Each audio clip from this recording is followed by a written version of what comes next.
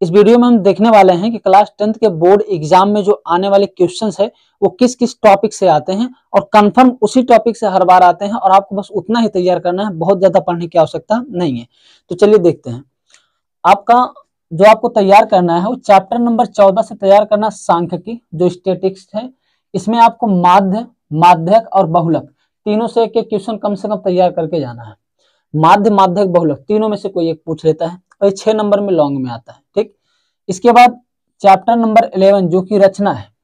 रचना में आपको क्या पढ़ना है, समरूप त्रिभुजों का निर्माण करना होगा और वृत्त पर स्पर्श रेखा की रचना करनी होगी। कहीं कहीं पे किसी भी रेखा को जैसे इतने अनुपात इतने में बांटने को भी कह देता है, तो उसको भी आपको तैयार करके जाना है। फिर आपको चैप्टर नंबर 6 से, देखिए ये 6 नंबर के आते हैं सब।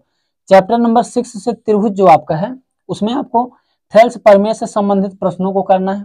थेल्स प्रमेय जैसे जो बीपीटी हम लगाते थे उससे त्रिभुज की समरूपता को सिद्ध करना है, यानी कोई भी दो त्रिभुज दे देगा, बोलेगा इन दोनों त्रिभुजों को आप समरूप सिद्ध करके दिखाइए और समरूप त्रिभुजों के क्षेत्रफल बताएगा।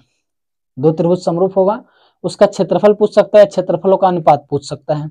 ठीक, फिर आपका आता है चैप्टर नंबर 9। चैप्टर आगे पीछे है क्योंकि मैंने जो अपने हिसाब से सेट कर रखा है इन सबको। देखिए चैप्टर नंबर 9 जो है आपका त्रिकोणमिति के अनुप्रयोग। त्रिकोणमिति के अनुप्रयोग में आपको भवन, मीनार की ऊंचाई से संबंधित प्रश्नों को तैयार करके जाना है कि भवन यहाँ से इतनी दूरी पर है, इसका उन्नयन कोण इतना है, इसका अनुमान कोण इतना है। इस टाइप का एक क्वेश्चन आपको जरूर आएगा, तैयार करके जाना है। देखिए जितना भी मैं यहाँ लिखा हूँ इन सभी टॉपिक्स से एक एक क्वेश्चन फिक्स है, कंफर्म आप लिख के लीजिए कि इन सभी टॉपिक से एक एक क्वेश्चन आना ही आना है और इसी से आएगा। जैसे मैंने कह दिया भवन और मीनार से ऊंचाई संबंधित प्रश्न, तो आप भवन और मीनार से ऊंचाई संबंधित प्रश्न जरूर पढ़ के जाएं क्योंकि वहां से आना ही आना है। त्रिकोणमिति में आप पाइथागोरस प्रमेय से संबंधित प्रश्न कर लीजिए। जो पाइथागोरस प्रमेय होता है कर्ण का वर्ग बराबर लंब का वर्ग प्लस आधार का वर्ग, इस पे अगर आप करके जाएंगे तो आपके 1 नंबर वाले भी क्वेश्चन हो जाएंगे और लॉन्ग में पूछेगा तो वो भी हो जाएगा। और इसमें 90 माइनस थीटा से रिलेटेड बहुत क्वेश्चन पूछता है।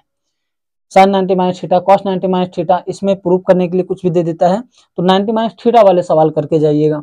आगे देखिए चैप्टर 3 में दो चर वाले रैखिक समीकरण, टू लीनियर वेरिएबल इक्वेशन जो आपका है, इसमें आपको वज्र गुणनखंड विधि से संबंधित प्रश्नों को करना है। ठीक, नाव, धारा और रेलगाड़ी से संबंधित प्रश्नों को करके जाना है। और भिन्न ज्ञात करने वाला बोलेगा भिन्न का अंश इसके हर से इतने गुना अधिक, अगर इसके भिन्न में इतना घटा दें, अंश में इतना जोड़ दें तो इतना हो जाएगा। इस टाइप के क्वेश्चनों को भी आपको करके जाना है। देखिए जितने भी टॉपिक्स मैंने यहाँ पे लिख रखे हैं इन सब टॉपिक्स से आने वाले क्वेश्चनों को भी मैं आपको प्रोवाइड कराऊंगा। अभी आप इस टाइप के क्वेश्चन को तैयार करिए, ठीक है।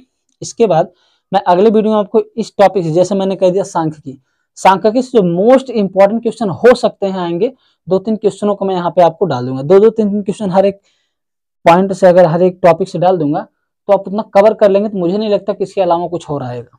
ठीक, आगे देखिए द्विघात समीकरण।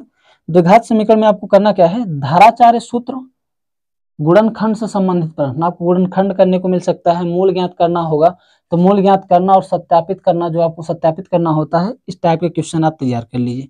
फिर आपको चैप्टर नंबर 1 से रियल नंबर, इसमें शांत व अशांत दशमलव प्रसार ज्ञात करना है, और वो भी कभी कभी ये भी कह सकता है इसका दशमलव प्रसार ज्ञात कीजिए बिना भाग के।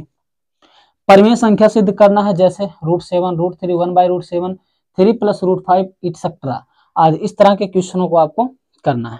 ठीक, इसके बाद पृष्ठीय क्षेत्रफल और आयतन से, पृष्ठीय क्षेत्रफल आयतन से जितने भी हो सकते हैं आपके, जैसे हम कह दे वृत्त का क्षेत्रफल, शंकु का क्षेत्रफल, शंकु का वक्र पृष्ठीय क्षेत्रफल, बेलन का आयतन, ये सारे क्वेश्चनों को आपको तैयार करके जाना है। ज्यादातर आपको त्रिज्य खंड से रिलेटेड और शंकु से रिलेटेड क्वेश्चनों को तैयार करना है। ठीक, और यहाँ पे टॉपिक दे रखा है चैप्टर 7 निर्देशांक ज्यामिति, कोऑर्डिनेट जियोमेट्री।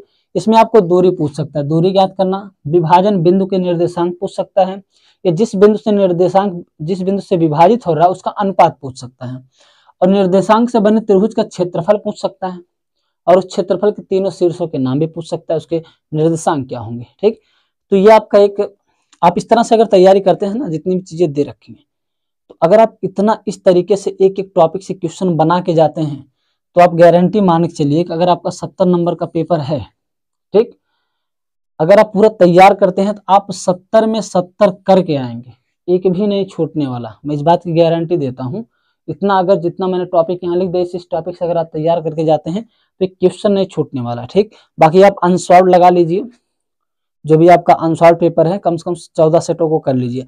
14 सेट अगर आप कर लेते हैं तो उससे भी कुछ नहीं छूटेगा। उसमें इस 14 सेटों में देखिए कुछ चीजें ऐसी हैं जो फिक्स रहती हैं। फिक्स का मतलब ये है अगर पूछेगा तो वही पूछेगा, उसके अलावा कुछ पूछ नहीं सकता। तो उसको मैं जल्द ही आपको करवाने वाला हूँ। ठीक, जो फिक्स रहता है कि यही आएगा, अगर आ गया तो यही आएगा, तो उसको मैं आपको करवा दूंगा। ठीक है, तो इसका आप स्क्रीनशॉट ले लीजिए।